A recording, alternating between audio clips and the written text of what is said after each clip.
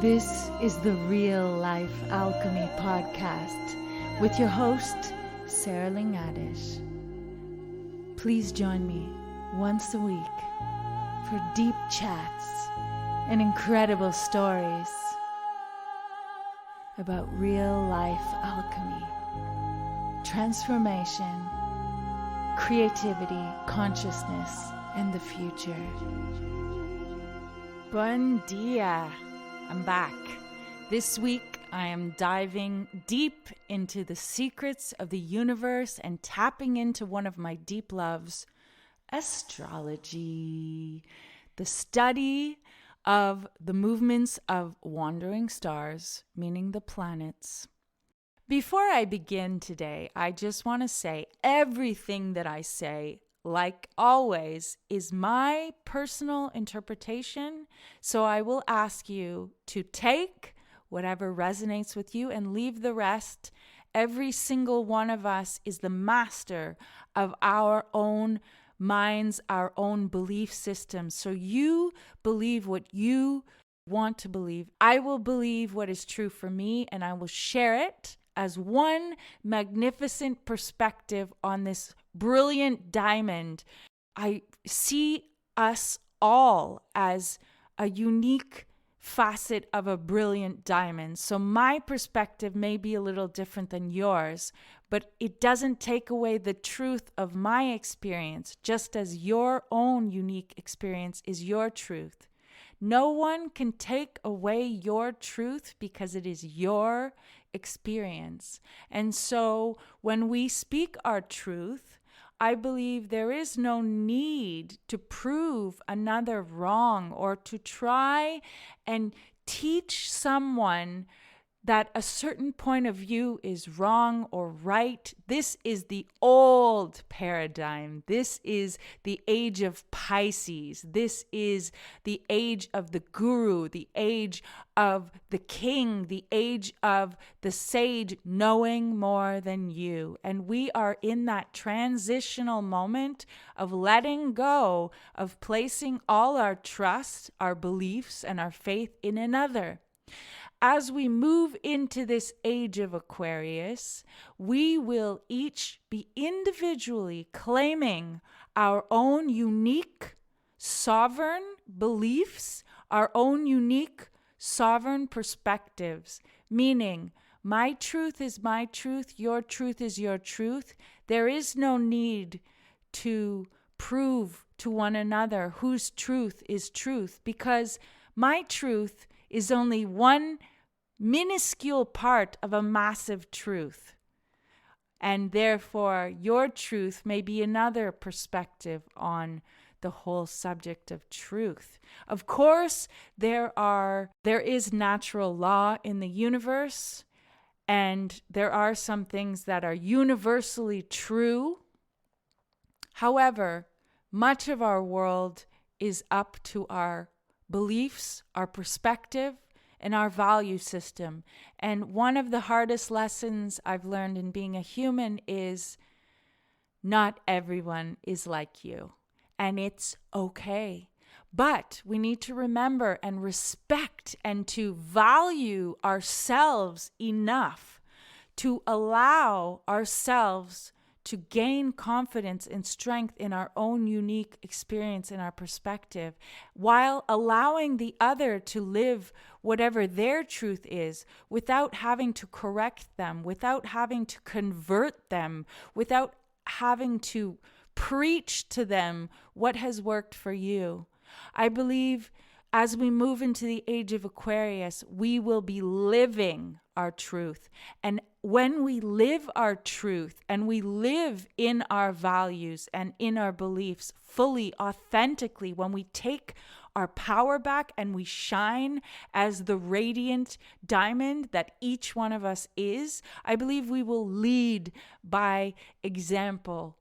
We are here to find our own mission, our purpose, and our truth, and how we see the world, which is constantly changing. It's a living, breathing, changing system. And therefore, we are eternally growing, changing, releasing, dying, learning, growing, releasing, dying. We are absorbing and overflowing. We are learning.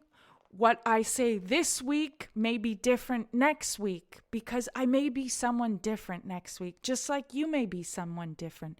Meaning, each one of us is in a process of constant transformation and growth and change. And something we have done in the past may not be true today. Therefore, let us have compassion. Let us have enough self-respect to believe in ourselves and to believe in our potential to find our way to know what is true for us. Astrology is an ancient art and science of reading cycles, patterns, and symbols in the sky. It is a language. It is symbolic. It is multi-dimensional. It is archetypal. And it truly has clues to unveiling the mysteries of this life you are living. I believe it really reveals parts of who you really are becoming in this life. It is constantly in motion. It is constantly changing. It is a living, breathing system. It does not make you who you are. You interact with the movement, the cycles, and the planets. You interact with those movements, with that sacred geometry, and you choose with your free will how you align with those planetary movements. We all know the ocean's tides are ruled by the moon. We are over 70% water, and therefore we are also moved by the tides, the moon. The planets all have some kind of effect on us. We all know how we feel on a full moon, on a new moon. Have you ever really paid attention to how illuminated, how alive everyone and everything feels when the full moon is in the sky? It is known that there are more accidents, more ER emergencies in the hospital when there's a full moon. There's more overdoses. People go into a kind of crisis mode. The full moon is a powerful time, and if you are sensitive, you can feel it in your being. The new moon is when the sky is darkest, when we're in a resting period, we're about to plant a seed. It's about the unknown future. It's about new beginnings. The full moon is a culmination. It is illuminating what needs to be seen, what needs to be revealed. And sometimes it's not pleasant. Astrology really can allow us to let go of the need to control. There are things beyond us that are happening. And when we surrender into that mystery, into that unknown, we can enjoy the marvel, the beauty, the mystery of the complexity of our universe, of our solar system, of the planets in constant motion. Astrology lets us know that there is always more to learn, to explore, to understand. Astrology is an infinite source of divine wisdom. In an entire life, you could not know all the secrets of astrology. You could study it your entire life. Astrology reflects life. Astrology is like a mirror reflecting what is in the heavens, also reflected on earth. We cannot know exactly what the symbolism, the archetypes, the cycles will actually mean for you in life. We can interpret the archetypes, the meanings, the symbols, the geometry, but ultimately it depends. And I love that about astrology, that you can be completely surprised. You may think something is going to happen when there's a particular aspect relationship between planets that are hitting you on your natal birth chart specifically, but you will only know once you are living that moment. And when we know what cycles are in play, we can better align ourselves to work with the energies. It's like a weather report. If you know that it's going to rain and thunder, you can bring your raincoat. It's the same thing. When you know what's going on in the planetary cycles and systems, you can work with it. You can be prepared. I love the idea of astrology being archetypal, meaning that there are archetypes and stories and history in the symbols, in the ancient knowledge of our ancestors. Astrology has been practiced for thousands and thousands of years by many cultures around the world. Many cultures studied the movement of the planets, the stars, and began correlating how it affected first their kingdoms and then later in time the individual. Your astrology natal chart is like a roadmap, a cosmic roadmap to the potential of your life. It can really show you challenges, gifts, blessings, and things to overcome, things to work with in this life. The moment you took your first breath, we take a snapshot of the sky, and that becomes your sacred geometry. Your body, your life reflects that sacred geometry. And for the entirety of your life, you can uncover and discover the symbology, the magic hidden behind that sacred geometry. It reflects it in an objective, non-judgmental way. It's just like a mirror. We all have all archetypes within us. We have all planets within us. So every single one of those 12 zodiac signs, we have pieces of it within us. It's just that in this life, our soul has chosen to work with particular archetypes more than others. Therefore, your sun may be in Leo, but you're still working with Gemini energy nonetheless. It doesn't matter where your planets are placed. We have all symbols, all archetypes, all signs within us, and we are all learning how to work with the shadow, the low energy of a sign, and the high energy. And in this life, depending on your mission, we are working on transmuting those lower energies into the higher octave energies. If you are interested in astrology, you are a cosmic seeker of sorts, because astrology really is a tool we can use in our daily lives to gain more clarity about our life purpose and about where we are headed and what we have the potential to become. Nothing is set in stone. Everything is constantly in motion. Therefore, every choice you make affects your future. When you choose something today, your future may change. You can at any moment choose something new. Every planet, every sign, and every house has a particular energy, an archetype, a theme, a style. And each of these, in combination, in geometric patterns, in mathematical alignments, we can find themes that one would be working with in the present moment. Like I mentioned before, astrology is an infinite body of wisdom. But the most important thing, if you want to really dive deep into astrology, is getting to know the archetypes of the planets, of the signs, and of the houses. And from there, what we do as astrologers is we make interpretations. We read the symbolism, the stories, the archetypes, the patterns, the cycles of those combinations. So it's very nerdy, actually. It is much less mathematical than it used to be, because in the past, astrologers would do the charts by hand. And now, luckily, we can just tap in the information of the date of birth, time of birth, and we can get all those mathematical calculations right away. And therefore, we can just start working on the interpretation. But it is fundamental to dive deep into the symbolism and the meaning behind the planets, the signs, and the houses.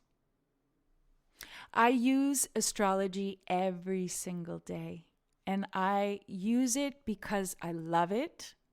And the way I use it is I track where the planets are right now and how they're affecting my birth chart, how they're hitting me exactly. And then I observe what's going on in my life.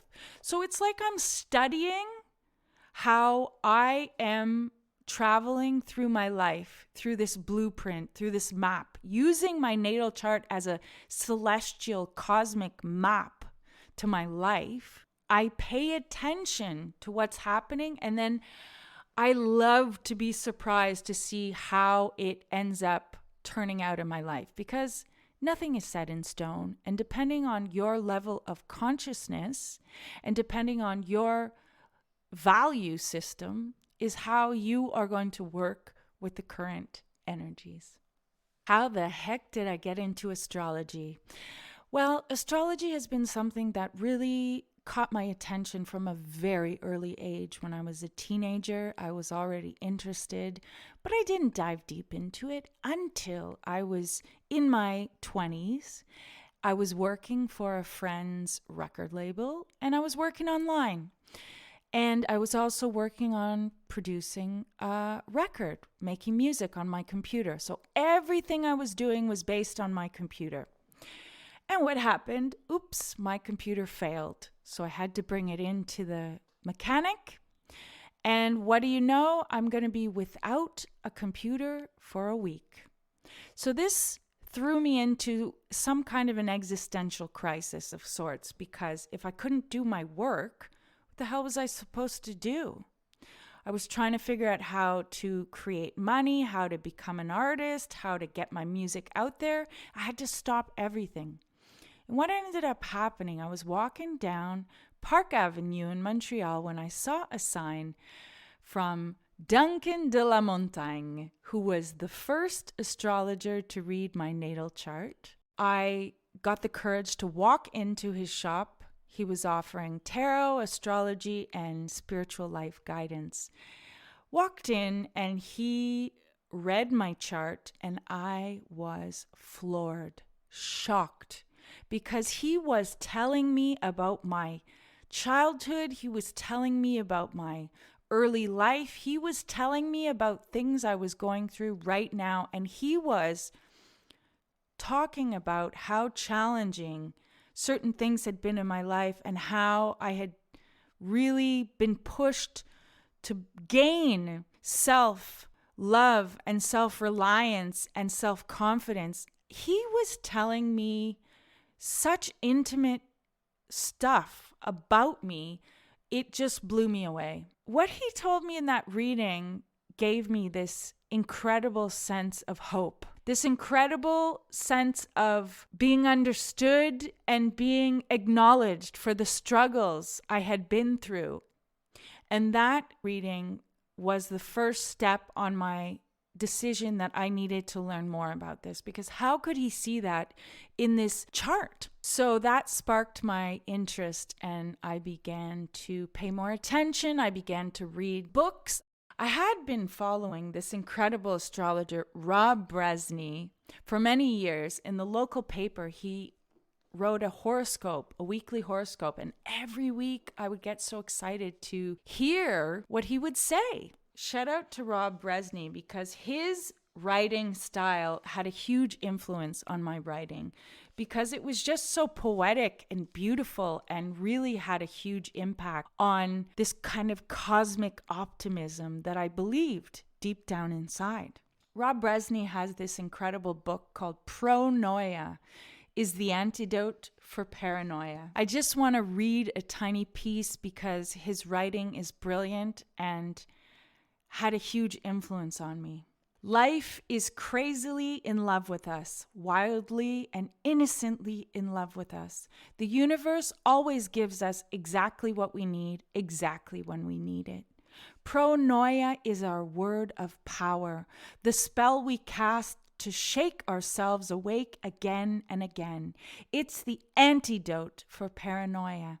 It's the brazen perception that all of creation is conspiring to shower us with blessings. Pronoia means that even if we can't see and don't know, primal benefactors are plotting to emancipate us. Incredible. So his book had a huge impact on me. Need to shout out K Pacha, YouTube, The Pele Report, because he was the first YouTube astrologer that I followed religiously. I listened to him every week. He's the one who put me on to evolutionary astrology, which is the school that I really identify with and I work with. Evolutionary astrology has a very spiritual lens and looks at the soul's journey to complete its mission in this lifetime and what the soul came in to learn, experience, and embody. From then on, I was just hooked. At the same time as I was studying Reiki, I also, because I literally didn't leave my house for years, I was studying deeply astrology. I need to acknowledge Jeffrey Wolfgreen, who is one of the founders of evolutionary astrology, and his revolutionary books, the Pluto books. It's all about Pluto and the evolutionary journey of Pluto and how it informs the desire of the soul and the evolutionary journey we are in this life. I need to acknowledge Jan Spiller, who wrote Astrology for the Soul, a book I bought by accident about the north nodes of the moon and the karmic past and the karmic destiny, which ended up changing my life because I found out that I was a south node in Pisces and a north node in Virgo. I didn't even know what that was until I bought that book. It was just shocking because I didn't understand what she was saying at the time. But in retrospect, her explanation of the karmic past and karmic destiny is brilliant. That is a go-to book. Another great astrologer, Chani Nicholas. I really dove deep into reading her astrology weekly horoscopes, and she wrote an incredible book called You Were Born for This, Astrology for Radical Self-Acceptance. Here's a quote from the back of the book. Astrology is a relentless reminder that we are the way we are on purpose, and that who we are has purpose, has value, has within it a blessing. The setbacks, difficulties, and challenges we face are all part of what makes us unique. Astrology truly is an infinite source of incredible information, and I could speak about it for a year, but I won't do that today. So I'm going to prepare to leave you now until next time. But I want you to know that I do offer private astrological readings on an intuitive and evolutionary lens. I'm going to read you now something about it. So contact me if you're interested. Astrology is a beautiful ally, a friend, and a valuable tool that allows us to develop a deeper level of self-knowledge. Your natal chart is like a personalized astral road map of your potential in this life and holds brilliant clues to deeply understanding yourself and your life's mission.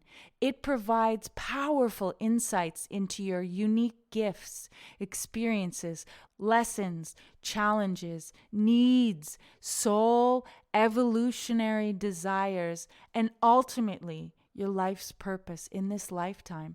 It reflects your life story like a mirror in an objective and non-judgmental way. When we align with our unique celestial geometry with the current planetary cycles, we can be more equipped to handle life's wild waves.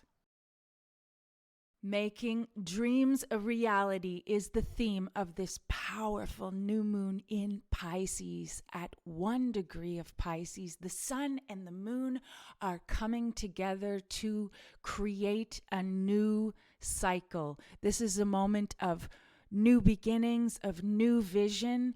And with Pisces, we want to dream big. Pisces is the last sign of the zodiac. It is the sign of endings, the sign of allness coming together, the sign of duality, the sign of creativity, artistry, energy, spirituality, magic, fantasy. And Pisces energy wants us to imagine a reality. And this new moon is conjunct Saturn in the last degrees of Aquarius before entering Pisces on March 4th. Therefore, this is not only about dreaming big, but this is about making it real. Saturn makes it manifest, makes it tangible in the physical world. So whatever we are planting seeds, whatever is coming into our vision right now, we want to be creating and making it real. Saturn moving into Pisces will be forcing us to get serious about our creativity, our spirituality, and making our dreams a reality, really making it physical, tangible, bringing the divine to earth, not just staying in the imagination, but making it real.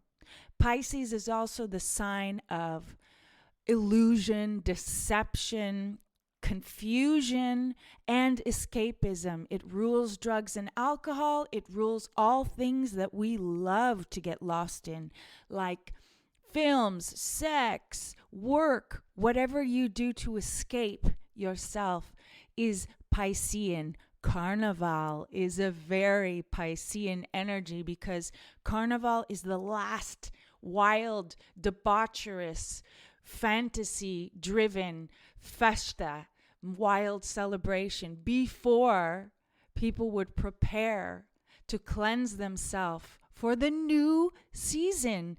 The new year is coming. Astrologically, the new year begins with the spring equinox, March, beginning Aries season. So this is the last wild hurrah. But this year, we will be making our dreams a reality. We have this ally, we have this beautiful friend, cosmic ally in the sky, helping us to really bring our dreams into this world. Pisces is also the last sign. Therefore, we are in also a process of grieving, of letting go. And this year, the letting go is deep, it is karmic, and it has been many years that we will be processing and letting go. Saturn will be moving into Pisces March 7th. And Saturn will touch this exact point of this new moon on March 20th, which means it will give you that concrete, bringing it into reality by March 20th.